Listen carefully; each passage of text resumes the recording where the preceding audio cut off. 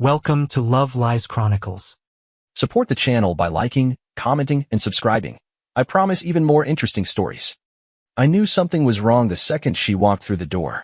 Tessa's face was tight, pale, like she was holding her breath through her own skin.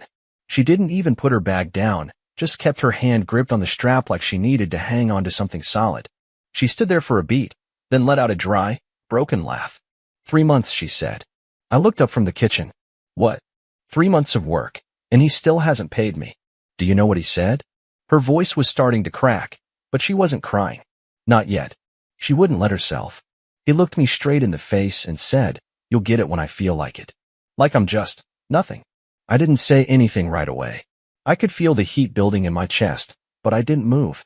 I just watched her lower herself onto the edge of the couch like her whole body was folding in on itself. He smirked, like he enjoyed it. He knows I won't quit. I mean, what do I do? If I leave, I get blacklisted in half the firms I want to apply to. If I push too hard, he'll take me. He's done it to others before. She stared straight ahead, blinking rapidly. The television was on, muted. Some home renovation show that neither of us were watching. I crossed the room slowly and sat beside her. Not touching. Not yet. He made me feel like I should be grateful to even be working there. Like I don't have a right to ask for what I earned. Did you record it? I asked. She shook her head. He only does it off the record. Always. Never in writing. Never around HR. Just these little private chats in his office. And everyone's scared of him, so no one talks. She wiped her face, frustrated that her eyes were betraying her. I hate that I let him see me upset. I reached for her hand. You didn't lose, I said quietly. You're just not done yet. She looked at me, confused. Don't worry about it. Just rest, I told her. We'll figure it out. That's all I said. She nodded, but I could tell she didn't believe me. She was too used to solving her own problems to think anyone else could fix this one. We didn't talk about it again that night. She went to bed early. I stayed up late, pretending to scroll through the news, but my mind was already elsewhere. I waited until the bedroom door closed. Then I got up, walked to the hallway, and took out my phone. There were only 2 people I could call about something like this. One would burn everything down. The other would burn it down quietly and leave no fingerprints. I chose the second. I scrolled down to the name I hadn't tapped in over a year. Claire. My sister. She picked up on the second ring. Her voice was warm, familiar, but surprised. Well, what's the occasion? Quick question, I said. That story you told me once. About Ethan Mullins. Silence. Then a long inhale on the other end. Yeah. Is it still true? A pause. She didn't ask what I meant. She didn't need to. Then, every word. I looked out the window, the street lamp glowing like a spotlight on a quiet stage. Do you still have the photo? This time, she didn't hesitate. Give me 20 minutes. I nodded, though she couldn't see me. Thanks, I said. Not doing it for you, she said. Doing it for every woman that asshole's ever screwed over. She hung up, and I stood there, staring at the phone in my hand, the corner of my mouth twitching into something that wasn't quite a smile. Tessa didn't need to fight this battle. Not anymore. Not alone. Claire sent the photo 20 minutes later, just like she said. It came through without a caption. No explanation, no dramatic commentary, just the image. But it didn't need one. I sat down on the edge of the coffee table and stared at my phone, letting the details settle in. Ethan Mullins, king of arrogance, was kneeling on a plush gray carpet. His bare chest was visible, but what stood out wasn't the lack of a shirt, it was the leash around his neck. Black leather, buckled tight, and the hand holding it wasn't visible in the frame, but I already knew whose it had been. Claire's. The expression on Ethan's face was what made the photo unbearable to look at for too long, this mixture of shame and desperation, like he'd already started to beg and knew it wouldn't help. I didn't need to save it. I'd never forget it. I tapped Claire's name again. Just got it, I said. You sure this never got out? Claire exhaled into the receiver. Trust me, I could have ruined him years ago. But I didn't want to be the kind of person who used stuff like that. Besides, I didn't think he was worth it. But you took the picture. I did, she said. Because he asked me to. That stopped me. He wanted it? He begged me to. Her voice was level, but I could hear the disgust just underneath. He had this whole thing. He liked the powerlessness. Said it made him feel like he was finally free. But he also said, his words, not mine, if this ever gets out, I'm finished. So delete it, okay? I didn't respond. I didn't delete it. Good, I said. I kept it in case he ever tried something stupid. Never expected him to pop back into my life like this. You knew he was Tessa's boss? I had no idea, she said. If I had, I'd have warned her the second she started that job. I leaned back and rubbed a hand over my face. I don't want to blow it up publicly. Not yet. Claire was quiet for a beat. You're not doing this for me, are you? No, I said. I'm doing it for her. She softened a little. Then make it count. I hung up and sat in the silence, staring at that photo again. It was more than leverage. It was who Ethan really was. All that swagger, all that control he wielded at work, it wasn't confidence. It was armor. Thin, breakable armor. And he knew it. I'd met him once, maybe 2 years ago. Just briefly, when he came to drop off something Tessa had left at the office. We shook hands in our driveway. He made some joke about how I must be the lucky guy, and glanced at our car like it wasn't good enough. Back then I thought he was just an obnoxious boss with a taste for dominance. Now, I realized he wasn't dominant at all. He was addicted to control because he was terrified of what it looked like to be seen without it. I didn't need to destroy his career to teach him a lesson. I didn't even need to say his name. I just needed him to feel exactly what he feared the most. Humiliation. The kind that doesn't come from being caught doing something bad, but from being exposed as a fraud. Someone who pretends to have power, but only if no one sees where it actually comes from. I stood up, phone still in my hand, and looked down the hallway. The bedroom door was shut. Tessa hadn't stirred once. She didn't know what I was doing. And that was the point. She'd already been made to feel small, unimportant. I wasn't going to feed that by rushing in like some savior. I was just going to make sure that he felt smaller than she ever had. I opened a new email account. No name, no signature, just a fresh slate and one attached image. Subject line: we haven't forgotten. And beneath it, you'll pay what you owe, and you'll do it fast, before anyone else sees this. I hovered over the send button for just a moment, then clicked. The email whooshed into cyberspace like a loaded arrow, silent and sharp.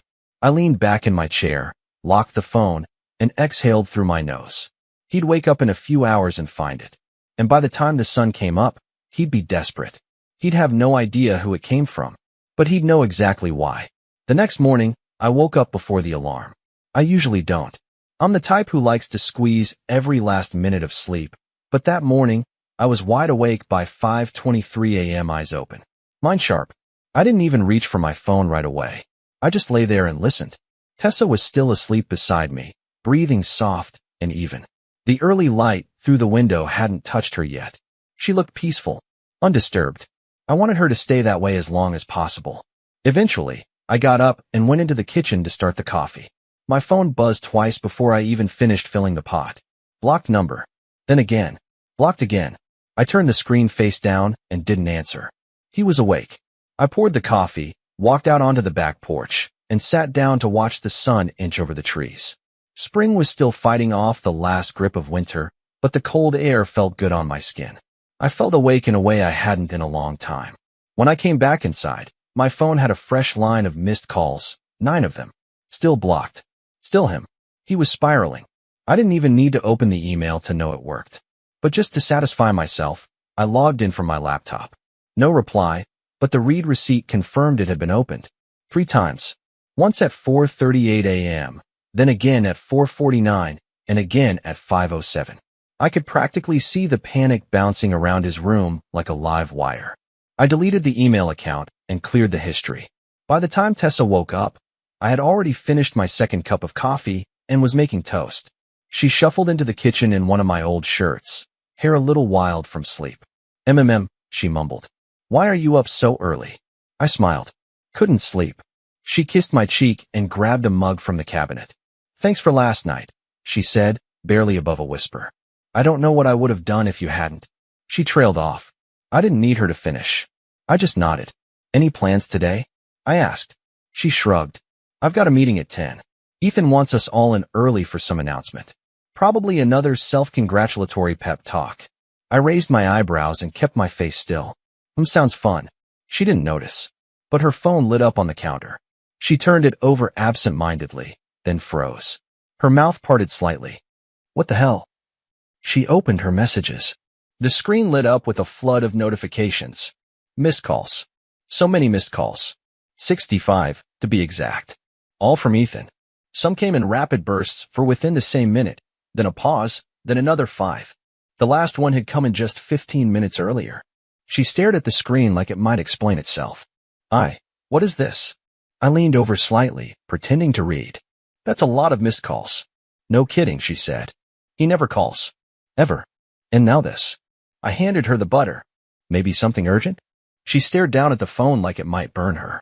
I watched her try to piece it together, slowly, silently. She set the phone down and turned to me. Do you think I should call him back?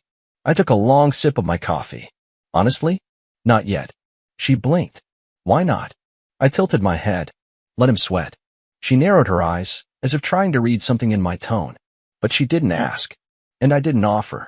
She slid into the chair across from me, her phone still lighting up every few seconds with desperate voicemails she hadn't listened to. He's freaking out, she muttered. Why? I shrugged. You'll find out soon enough. I got up, walked over to the sink, and rinsed my mug. Behind me, I heard her exhale slowly, like the pressure was settling onto her shoulders, but not in a painful way. Not anymore. This wasn't weight. This was leverage. And she was starting to feel it. She just didn't know yet that the fulcrum had already been placed beneath her feet. Tessa showed up to work expecting chaos, and Ethan didn't disappoint. I didn't go with her, of course. I just watched her leave the house in a pale blouse and her black work slacks, hair pulled tight like armor. She looked composed, but I could still see that flicker of uncertainty behind her eyes. Not fear, just anticipation. Like she was walking into a room filled with smoke and didn't yet know where the fire was. She kissed me before heading out. Didn't say much. Just a quick look and wish me luck. Always, I said.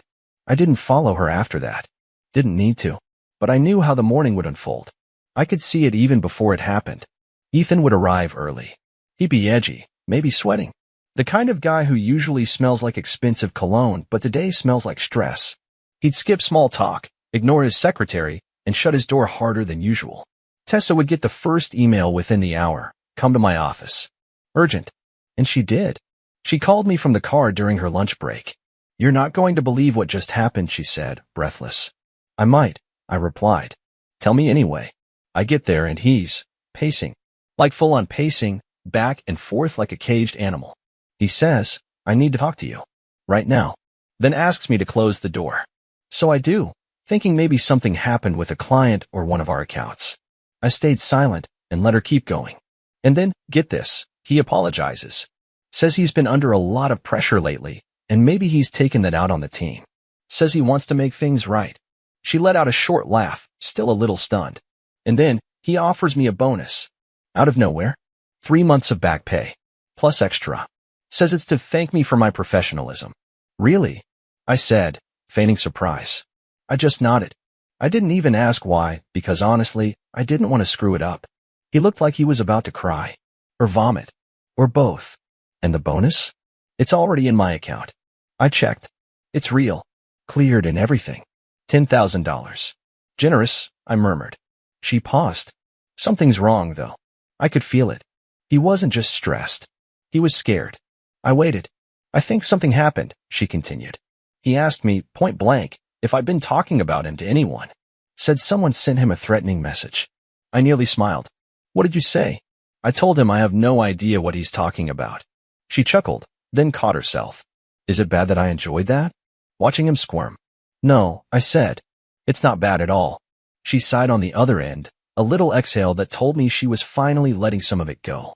I feel lighter, she admitted. Like I'm not carrying him on my back anymore. Good. But part of me wonders, who did send him that message? It must have scared the hell out of him. I didn't say anything. Just let her wonder. I mean, I'm not complaining. It's just weird. It's like someone out there saw what he did and decided to fight back. Maybe they did. She laughed again. Well, whoever they are, they deserve a drink. After she hung up, I sat back in the quiet of the kitchen, the hum of the refrigerator filling the room.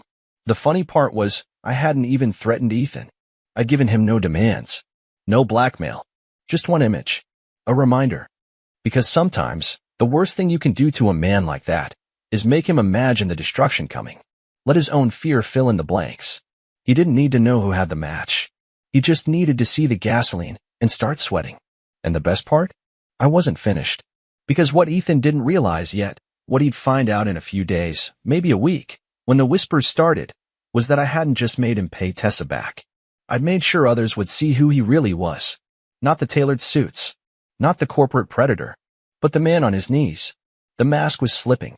And I'd made damn sure it would keep slipping, piece by piece, until all that was left was the truth.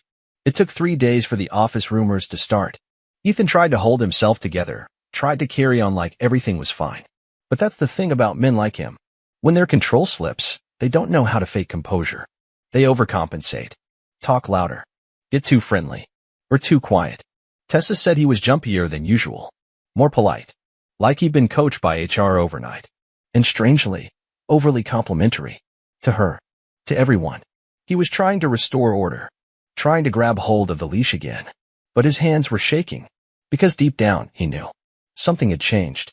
He just didn't know how far the damage would spread, or who had already seen what he prayed would stay hidden. Tessa never asked me again about the missed calls. She never pushed. I think part of her knew that something happened behind the scenes. But she respected the quiet. Respected that whoever had sent that ripple through Ethan's life had done it without asking for credit. And maybe that's why it worked. The beauty of a silent hand is that it leaves no trail, just consequences.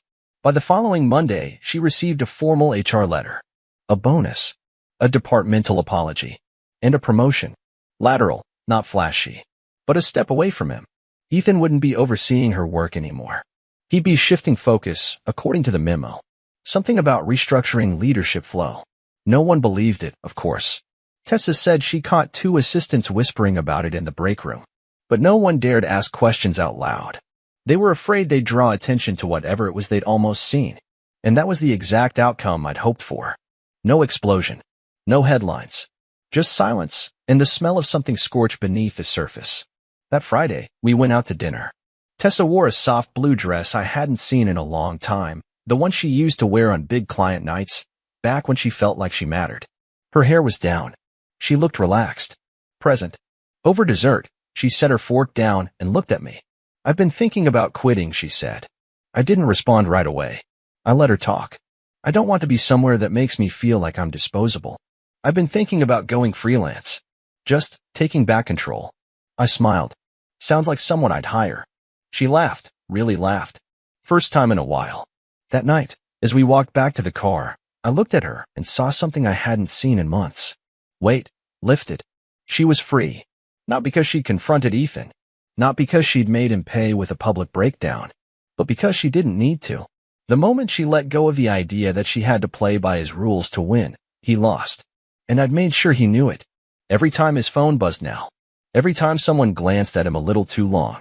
Every time silence filled the room after he entered it. He'd feel it. That quiet voice reminding him. Someone saw. And they didn't need credit. They just needed him to remember. Dear listeners, please share your thoughts in the comments, and do not forget to like, share, and subscribe to the channel.